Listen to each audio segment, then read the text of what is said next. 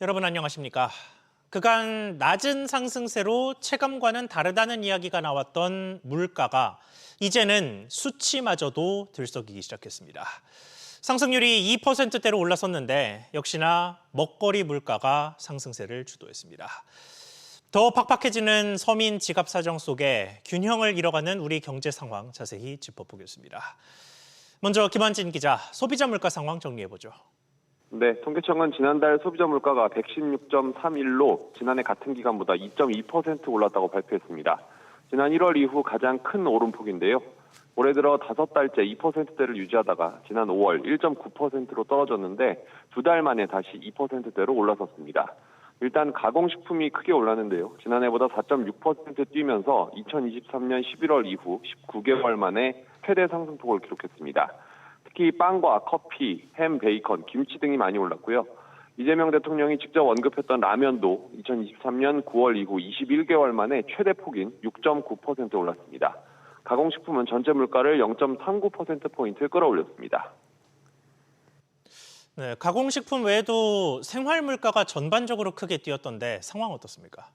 네, 지난달 축산물은 지난해보다 4.3%, 수산물 가격은 7.4%나 뛰었습니다. 돼지고기가 4.4%, 고등어는 16.1%나 올랐는데 높은 수온 영향에 어획량이 줄고 수입 가격도 높아지면서입니다. 같은 기간 서비스 물가는 2.4%, 특히 개인 서비스 물가가 3.3% 올랐는데 가전제품 수리비가 25.8%, 보험 서비스료가 16.3%나 뛴 게 배경이었습니다. 이스라엘 이란 전쟁 등 중동 분쟁 영향에 석유류는 1년 전보다 0.3% 오르면서 상승세로 돌아섰습니다. 또 자주 구매하고 지출 비중이 큰 품목으로 이루어져 체감 물가에 근접한 생활 물가 지수는 2.5% 높아졌습니다. SBS 비즈 김한진입니다. 이런 물가 상승 속에서 서민들의 급전 창구도 문턱이 더 높아졌습니다. 지난달 말 신용대출의 한도를 연소득 이내로 제한한 정책과 관련해서 카드론 역시 신용대출로 분류해야 한다는 금융당국의 해석이 나왔습니다. 이한승 기자, 이러면 뭐가 바뀌는 겁니까? 네, 금융위원회는 카드론이 신용대출에 포함된다는 유권 해석을 여신금융협회와 카드사들에 전달했습니다. 담보 없이 신용으로만 대출이 이뤄진다는 점에서 신용대출에 포함해도 무리가 없다고 본 겁니다. 그동안에는 차주가 연소득 수준의 신용대출을 받았어도 급전이 필요하면 카드론을 이용할 수 있었는데요. 이제는 이미 연소득만큼 신용대출이 있다면 카드론 이용이 불가능해지는 겁니다. 신용대출이 많은 서민과 취약차주들이 자금 조달에 어려움을 겪을 것으로 예상됩니다. 다만 단기 카드 대출인 현금 서비스는 카드론보다 소액인데다 다음 달 바로 갚아야 한다는 점에서 신용대출에서는 제외하기로 했습니다.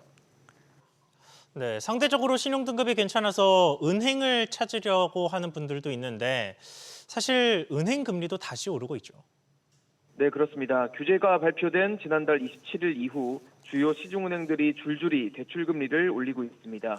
주담대 금리가 높아지면 매달 갚아야 하는 이자가 늘어나는 것은 물론이고요. DSR이 연소득 대비 모든 부채의 원리금을 본다는 점에서 금리가 오르면 대출 한도도 줄어들게 됩니다.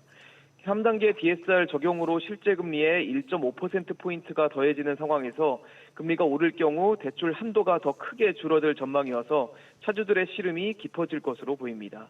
SBS 비즈 이한승입니다.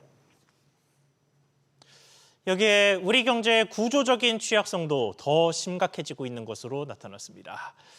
정부가 수십 년째 지방 균형 발전을 시도하는 와중에도 오히려 수도권 쏠림 현상이 더 심해졌는데 자세한 상황 짚어보겠습니다. 신성우 기자. 네, 신성우입니다. 네, 우리 경제의 수도권 집중도 얼마나 심각했습니까? 네, 한국은행에 따르면 2020년 기준 우리 경제의 전체 산출액 가운데 수도권 비중은 49.9%로 절반에 육박했습니다. 통산출액은 그해 생산된 재화와 서비스의 가치를 합산한 건데요. 쉽게 말해 수도권이 우리 산업 생산의 절반을 차지한다는 겁니다. 수도권 다음으로는 동남권 약 15%, 충청권 14% 순으로 수도권과 지방의 격차가 상당했는데요. 추이를 살펴봐도 수도권 비중은 2010년 44.1%에서 2015년 46.8%, 2020년 49.9%로 오름세입니다. 수도권 쏠림이 갈수록 심해지고 있다는 겁니다.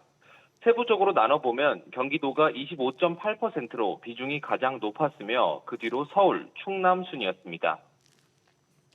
네, 지금 조사 시점으로부터 5년이 더 지난 지금은 쏠림이 더 심해지지 않았을까 싶은데 꼭 생산이 아니어도 다른 경제적인 측면도 상황이 비슷하죠. 네, 그렇습니다. 수요 면에서도 수도권은 전체의 48.9%로 가장 큰 비중을 차지했습니다. 2015년과 비교해 약 2%포인트 올랐고요. 이 밖에 취업자 비중 역시 수도권이 49.7%로 절반에 육박했습니다.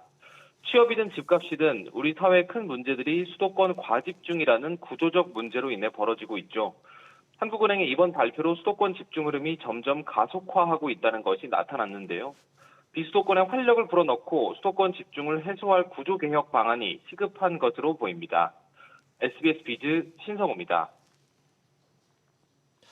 금융시장 상황 짚어보겠습니다. 어제 장 막판 상승폭을 줄이면서 3,100선 아래에서 마감했던 코스피가 오늘은 장 초반부터 하락습니다. 외국인의 매도세가 약세를 주도하고 있는 모습인데 취재기자 연결해 보겠습니다. 오서영 기자. 네, 오서영입니다. 네, 증시 지금은 얼마나 내려갔습니까? 네, 현재 코스피는 0.71% 내린 3,060선에 머물러 있습니다. 코스피는 하락 출발해 장 초반 1.8%까지 하락했는데요. 어제 연고점을 찍었던 코스피는 외국인이 순매도로 돌아서면서 다시 약세를 보이는 모습입니다. 뉴욕 증시가 혼조세로 마감한 영향에 숨 고르기 중이란 분석이 나오는데요. 코스닥 지수도 0.33% 내린 781선에서 거래 중이며 장중 769선까지 내려갔었습니다. 개인과 기관이 순매수를 하며 지수를 방어하고는 있지만 외국인이 코스피와 코스닥 각각 4,500억 원, 2,000억 원씩 순매도 중입니다. 여기에 달러원 환율은 최근 들어 3년여 만에 1,350원대로 내려와 현재 1,359원 선에서 거래 중입니다. 네, 그리고 특징주들도 한번 짚어보죠. 네, 어제 상법 개정안 처리 기대감에 상승했던 지주사와 금융주는 차익 실현 매물이 나오며 급락하고 있습니다. 하나 LS는 11% 넘게 하락했고 두산은 5% 내린 57만 원대, 롯데지주는 2% 내린 2만 원대에 거래되는 등 지주사들의 주가는 약세로 돌아섰습니다. 시가총액 1위 삼성전자는 장중 하락에서 상승으로 전환해 1% 가까이 오르고 있는데요. SK하이닉스는 반면 2% 넘게 하락 중입니다. 뉴욕 증시 테슬라의 급락 영향에 2차전 지수도 일제히 내렸는데요. 삼성 SDI는 0.22% 하락했고 포스코 DX는 1.67% 하락한 가운데 대장주인 LG에너지솔루션은 장중 상승 전환에 1%대 오른 채로 거래 중입니다. SBS 비즈 오서영입니다. 이런 가운데 전 정부의 핵심 정책 중 하나였던 밸류업은 기업들의 공시가 시작된 지 2년차를 맞았습니다.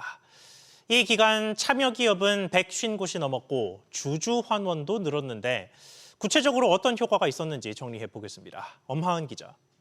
네, 엄하은입니다. 네, 지금은 정권이 바뀌긴 했습니다만 그래도 밸류업 공시 기업이 꾸준히 늘어나는 모습입니다.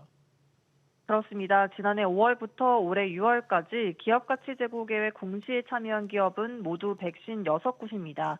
올해 1월 108곳에서 꾸준히 늘고 있습니다. 지난달 신규 공시 기업은 6곳으로 하나 에어로스페이스, 오리온 등이 포함됐습니다.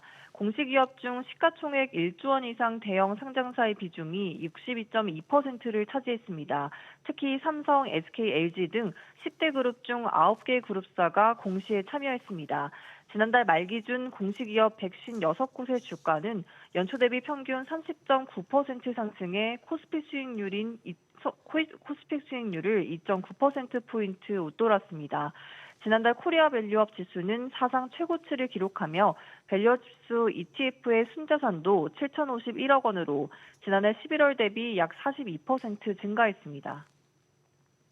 네, 이렇게 주가만 오른 게 아니고 해당 기업들의 자사주 소각 같은 주주 환원도 증가세를 보였다면서요? 그렇습니다. 자사주 소각, 현금 배당 등 주주 환원 규모도 늘고 있습니다. 6월 말 기준 상장 기업의 자기 주식 소각 금액은 15조 5천억 원으로 이미 전년도 전체 금액인 13조 9천억 원을 넘어섰습니다. 올해 들어 6월까지 현금 배당 결정 금액도 37조 6천억 원으로 지난해 동기 대비 10% 늘었습니다. SBS 비즈 엄하은입니다. 최근에 주식뿐만 아니라 비트코인 등 가상자산 가격까지 오르면서 투자자분들의 관심이 많습니다. 이럴 때는 꼭 관련된 사기도 늘어나는데 최근에는 특히 SNS 등을 통해서 애정 공세를 펼치다가 입금을 유도하는 소위 로맨스 스캠이 성행하고 있습니다. 이정민 기자. 네, 이정민입니다. 네, 그러니까 이제는 투자 사기범들이 연인 행세까지 한다는 얘기군요. 그렇습니다. 금감원은 사기범이 SNS에서 한국 여행을 계획 중인 외국인이라며 접근하거나 데이팅 앱 등에서 전문직 종사자인 척 부를 과시하며 투자를 유도하는 사기가 성행하고 있다고 오늘 밝혔습니다. 사기범은 피해자와 연인 관계인 것처럼 상당 기간 연락을 주고받은 뒤 가짜 가상자산 거래소 가입과 소액의 코인 투자를 권합니다. 이후 수익금을 출금할 수 있게 해서 신뢰가 생기면 더 많은 금액을 투자하라고 말한다는데요. 거액을 입금하면 출금을 차단하고 자금을 편취해 잠적합니다. 실제로 50대 남성 A씨는 데이팅 앱에서 일본 여성 B씨와 46일간 연락하며 결혼 약속까지 한 뒤 상대가 결혼 자금 마련을 명목으로 코인 투자를 요구하자 총 1억 520만 원을 투자했다 사기를 당했습니다. 네, 사례에서 보이듯이 장기간 심리적으로 상대를 가깝게 여기다 보니까 더 거절하기가 힘들 것 같은데 그러면 주의점은 뭡니까? 네, SNS 등으로 해외 가상자산 거래소에 가입하라고 권유한다면 불법 업체일 가능성이 높아 일단 응하지 않아야 합니다. 국내 가상자산 거래소라면 금융정보분석원 홈페이지에 접속해 가상자산 사업자 신고 현황에서 해당 거래소 이름이 조회되는지 확인해야 합니다. 만약 없다면 불법 영업일 뿐 아니라 사기 목적으로 만들어진 가짜 거래소일 가능성이 높습니다. 불법 가상자산 사기 피해가 의심될 경우 문자 메시지 등 증빙 자료를 확보해 경찰이나 금감원 가상자산 불공정 거래 및 투자 사기 신고센터에 제보해야 합니다. SBS 비즈 이정민입니다. 기업 소식 이어가겠습니다. 공정거래위원회가 입찰 담합을 벌인 효성과 LS에 1억 원대 과징금을 부과했습니다. 그런데 이 두 기업 지난해 12월에도 같은 수법이 적발돼 제재를 받은 바 있습니다. 김한나 기자. 네, 김한나입니다. 네, 먼저 이번에 적발된 내용 전해주시죠. 네, 대구 염색공단은 지난 2016년 6월 배전반 판넬 교체 공사 등 36억 원 규모의 입찰을 진행했는데요. 공정위에 따르면 이미 효성은 같은 해 1월 발주처 임직원과의 면담을 통해 시공업체로 내정됐습니다. 이후 효성은 유찰이나 저가 수주를 막기 위해 LS의 딜러리 입찰을 요청했고요. 효성은 LS의 컨소시엄 구성과 입찰 서류 작성 등 관련 업무를 도왔습니다. 사전에 합의된 대로 진행되면서 결국 효성은 최종 낙찰자로 선정됐는데요. 이에 공정위는 효성중공업에 1억 400만 원, LS 일렉트릭에 4,800만 원의 과징금을 각각 부과했습니다. 네, 이게 과징금만 부과한 게 아니죠. 소송도 이미 진행되고 있죠.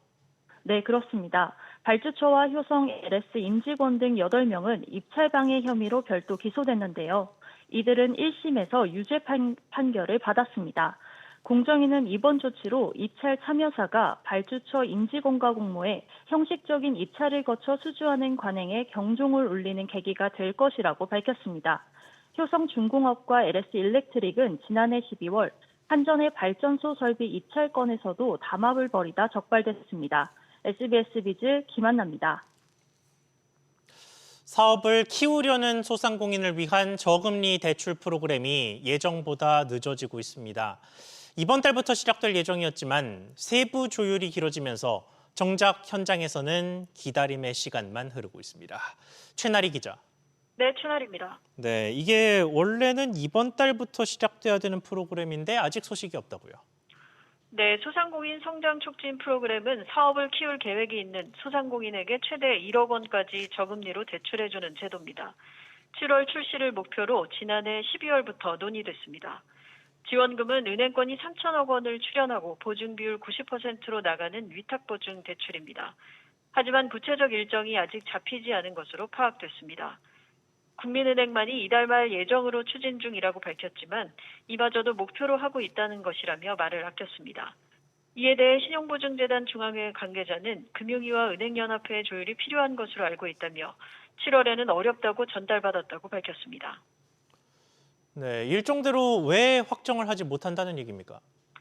네, 업계에서는 이 같은 위탁보증 지원이 처음이어서 지역신보와의 보증심사 논의, 전산 개발 등의 시간이 걸릴 뿐이라고 해명했는데요. 들여다보면 끊이지 않는 상생 압박 영향도 배제하기 어려운 것으로 보입니다. 이미 지난 정부 때 추조원을 냈던 은행권이 새 정부의 비탄감을 위한 이른바 배드뱅크 설립에 4천억 원 부담이 더해지면서 셈법이 복잡해진 탓입니다. 세부 사항이 적어도 6월 전에는 마무리됐어야 했는데 새 정부 출범 전후로 전 정부의 추진 사업에 대한 논의에 속도를 내지 않았기 때문입니다. 새 정부 상생금융 쇠판짜기 때문에 성장 단계에 긴급 수혈이 필요한 소상공인이 때를 놓칠 수 있다는 우려가 나옵니다. SBS 비즈 최나리입니다. 물가 부담이 커지는 와중에 각종 비용을 올리는 기업들이 계속해서 나오고 있습니다. 이번에는 통신사에 영화관 등이 각종 가격 인상을 결정하는데 하나하나 짚어보겠습니다. 김동필 기자. 먼저 LG U+를 좀 보면 통신비를 올린 것은 아닙니다만 부가사업 이용료를 대폭 올렸습니다. 네, 그렇습니다. 우리집 지킴이 도어캠 설치비와 U+ 홈 서비스 특배비를 인상한 건데요. 현관문 CCTV 서비스인 도어캠의 경우 신규 설치비가 22,000원에서 33,000원으로 올랐습니다. 이전 설치비도 기존 11,000원에서 16,500원으로 50% 인상했는데요. 특히 3중 보안을 적용한 신제품을 낸 지 한 달여 만에 설치비를 대폭 높였습니다. 또 LG U+는 인터넷이나 IPTV 등을 가입할 때 직접 개통을 선택한 고객에게 기기를 택배로 보내주고 있는데요. 이때 고객이 부담하는 비용도 2배 올렸습니다. 네, 그리고 영화관 비용은 뭐가 올랐습니까? 네, 메가박스가 영화 관람권의 가격을 14,000원으로 7% 넘게 인상한 건데요. 영화 관람권은 일종의 상품권으로 인상 전 기준 관람료보다 최고 2,000원가량 저렴해서 즐겨 사용돼 왔습니다. 앞서 실제비도 지난 3월 1,000원 인상한 바 있습니다. 이에 따라 이번 인상이 영화값 인상으로 이어질 수 있다는 우려도 나오는데요. 멀티플렉스 3사는 지난 2022년 4월 관람료를 주말 기준 15,000원으로 올린 뒤 유지하고 있습니다. 관련 메가박스는 회원 대상 영화 관람권의 할인 정책은 유동적이며 전체 영화 관람료와는 무관하다라고 설명했습니다. SBS 비즈 김동필입니다. 한국투자 리얼에셋운용이 SC제일은행과 맺은 환해지 계약에 대한 정산금 255억 원을 지급하지 못한 것으로 확인됐습니다. 운용 중인 미국 뉴욕 오피스 펀드 가치가 급락한 데 따라서인데요. 취재기자 연결해 보겠습니다. 이민후 기자, 미지급 정산금이 발생했습니다. 네, 한투리얼에셋이 지난달 30일 한국투자 뉴욕 오피스 부동산 투자 신탁 1호에 환해지 정산금 255억 5천만 원을 내지 못했습니다. 해당 펀드는 미국 뉴욕 195 브로드웨이 빌딩에 투자한 공모펀드인데요. 지난 2019년 환해지 계약을 체결해 지난달 30일이 만기가 도래했지만 SC제일은행의 계약 금액을 갚지 못한 탓입니다. 당시 계약 환율은 1,085원 30전이었으나 지난달 30일 기준 환율이 1,356원에 달하면서 계약 금액에 따른 정산금 262억 3천만 원을 지급해야 합니다. 한투리얼에셋은 환해지 계약 만기에 투자자산을 매각해 정산금을 지급할 계획이었으나 해외 부동산 투심이 얼어붙으면서 매각이 지연됐습니다. 사측은 일부 정산금인 6억 8천만 원을 지급하고 다음 달 14일까지 잔여 정산금 지급 조건에 대한 합의서를 작성할 계획입니다. 네, 해당 펀드의 대주단이 강제 청산할 가능성도 제기되면서 펀드 가치가 더 떨어질 가능성이 있죠. 그렇습니다. 해당 펀드의 공동투자자인 사모펀드의 만기 연장이 불발되면서 대주단 측에서 기한이익 상실, EOD 선언 등 담보권 실행을 검토하고 있는데요. 한투리얼에셋 운용은 최근 국내 법무법인의 법률 의견서를 대주단 측에 보내면서 담보권 실행을 방어하고 있습니다. 뉴욕 오피스의 감정평가액이 낮아지면서 설정일 이후 펀드 가격이 43% 급락한 가운데 대주단의 담보권 행사가 진행되면 펀드가 급락할 가능성도 제기됩니다.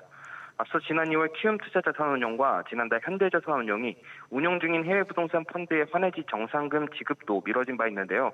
해외 부동산 펀드의 리스크가 곳곳에서 쏟아지고 있습니다. SBS 비즈 이민우입니다. 국제신용평가사 S&P가 국내 주요 기업들의 신용등급 전망이 악화됐다고 밝혔습니다. S&P는 관련 기자간담회에서 평가 대상 국내 기업 39곳 중 안정적 평가를 받은 곳이 지난해 87%에서 올해 85%로 줄어든 반면 부정적 평가는 8%에서 15%로 늘었다고 밝혔습니다. 부정적인 평가는 주로 석유화학 업종에 집중됐고 긍정적 평가는 지난해 5%에서 올해는 단 한 곳도 받지 못했습니다.